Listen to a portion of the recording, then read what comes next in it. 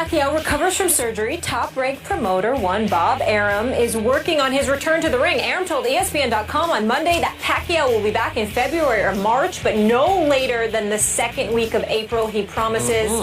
Skip, what do you expect from your boy moving forward? He wants to fight a lot. Stephen A. Smith, obviously my man Manny Pacquiao is coming off very serious rotator cuff surgery, and clearly he suffered said injury 3 weeks before he fought Floyd Mayweather Jr., so he fought with basically one arm tied behind his back, and I still thought he won that fight on points because Floyd ran and ran and ducked and ran and ran and ran and ducked some more.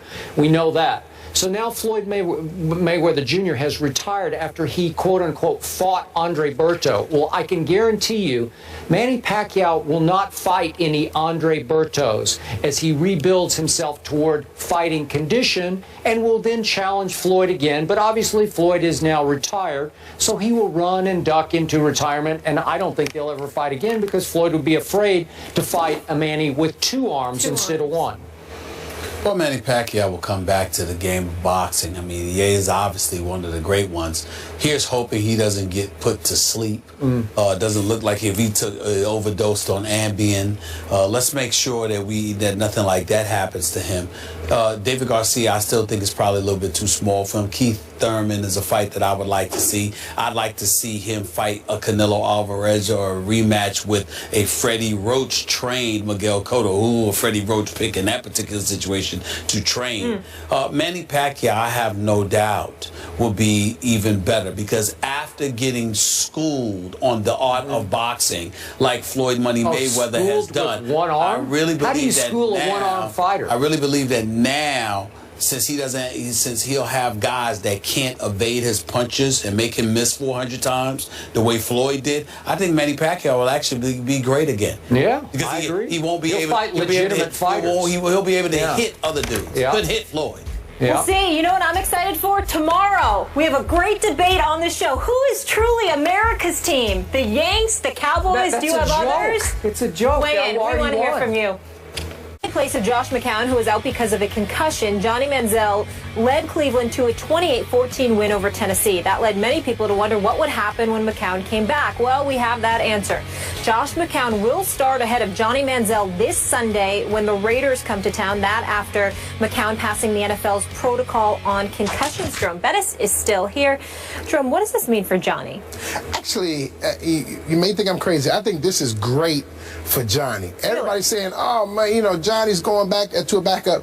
You have to understand part of this could be a test. They want to see how are you going to respond, okay? Because you're this new Johnny Manziel. How are you going to respond going back to the number 2 position after you had a good game? That's part of it, one, okay? Can he be this veteran guy that he's claiming to be now, okay? And not this young, immature football player that he's once been. So now that's part of the process. But the other part is he's still developing as a quarterback. So now what you see that the things that you've given him in the offseason, they're paying off. They're working. So let's continue to develop him, continue to work with him. He doesn't know all of the nuances of the NFL, of the quarterback position. So now you're giving him a chance, and he's watching it, and now he's going to be a lot more invested in what's going on because he had an opportunity to play, and now he's going to make sure he's ready because he understands that he's a play away, and it gives the public an opportunity to now, like Johnny Manziel again. Because right now in Cleveland, no one really likes Johnny Manziel. So now you get this good game out of him. Now the public goes into his favor. And the biggest part of all of this is Johnny Manziel's confidence. Now you get his confidence at a sky high. You take him off the field. You put him back in a learning situation. And now he's going to soak up and want to learn more because he thinks inside, you know what? I'm ready. I know I can do this. That winning is contagious. Because at the end of last season, he said some things about, well, if I can't get better, if I can't do it, I need to find something else to do. That is a sign that there's no confidence there as a football player. So now you're building his confidence, okay? You're building his resume. You're building his fan support. You're doing all these positive things, and he's learning at the same time. And you give yourself an opportunity to bring him off the bench as a spark plug if you need him. So I think this is nothing but a positive situation for Johnny Manziel, as long as he sees it that way and still understands that he has a great opportunity to get better. You buying that? Yeah, I buy it. He has to see it as an opportunity to get better. I think he will, because I think the presence of McCown helps that. If you had a quarterback that wasn't willing to help you, that was experienced enough and wasn't willing to share those experiences with you and help guide you, to elevate you, that would be different. But the fact that you're playing behind a quarterback that's willing to do that for you, I think goes a long way to facilitating Johnny Manziel's growth. And I think as long as he sees that, he's willing to learn, because I think that, you got to remember, this would be far more difficult for him if it was the Johnny Manziel straight out of Texas A&M, who never played in the NFL, who believed he was it and who was this guy. But the fact that he struggled the way that he struggled last year, went through what he went through, plus had the off-season or off-the-field issues that he had, I think that that's humbled him to a point where somebody is gracious from just from a human perspective, as Josh McCown is. I think that helps Johnny Manziel immensely. But Jerome, back to your point about how nobody in Cleveland likes Johnny right now, I think if you left this to a fan vote, Johnny would win the starting job against the Oakland Raiders this Sunday. You disagree with that? No, I believe he possibly would, but you know, that's that one game, we love you, and then you have a bad game, and then you go back to the bottom of the heap. Look, do I think this current regime featuring Mike Pettin and Ray Farmer, do I think that they believe they have a little better chance to beat the Oakland Raiders with Josh McCown than Johnny Manziel? I believe that.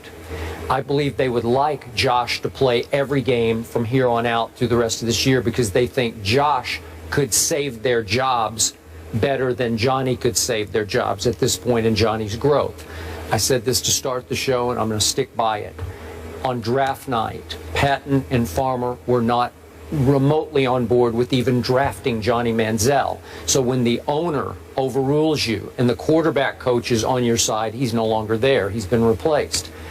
It's a bad situation from jump, because you're with two guys who are the two primary football decision makers who do not believe in you and your very unusual skill set. And as I always say, you either gulp the Johnny Kool-Aid or you're going to spit it out, because it's going to have a bitter taste to you, because it is completely unconventional. I think it makes them nervous. Josh McCown makes them very comfortable. So I'm not surprised they went back to Josh, though I think the fans, especially the season ticket holders, would rather lose with Johnny than lose with Josh, because it's just a lot more fun. It's a lot more fun to watch, right?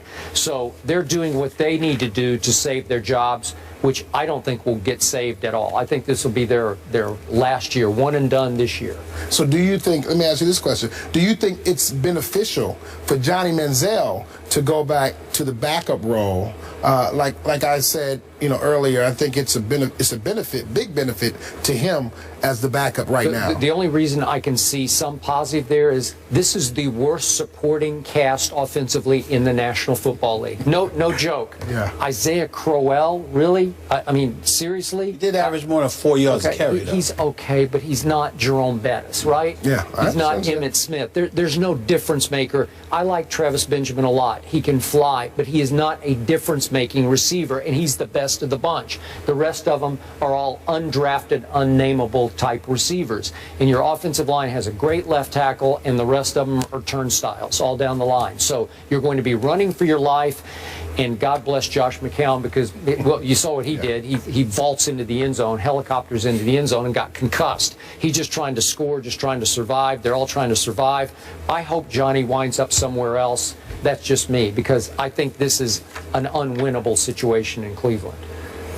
All I know is if Josh struggles on Sunday against the Raiders, we'll be hearing the Johnny chants. Oh, yeah. The backup quarterback quickly becomes the favorite. And you know what? The Raiders are no joke to me. They're going to cause problems for everybody I wanted they play. to mention that. I'm surprised. I'm pleasantly surprised at what I'm seeing from the Raiders. They don't seem as pathetic as after the first game, everybody kind of ripped him. Derek Carr was taken in the draft later than Johnny Manziel. He was. Let's see what he does. Let's see what Amari Cooper does. Yep. And some of those guys on defense, some really great pieces. Yeah. More First Take after the break. Keep it here.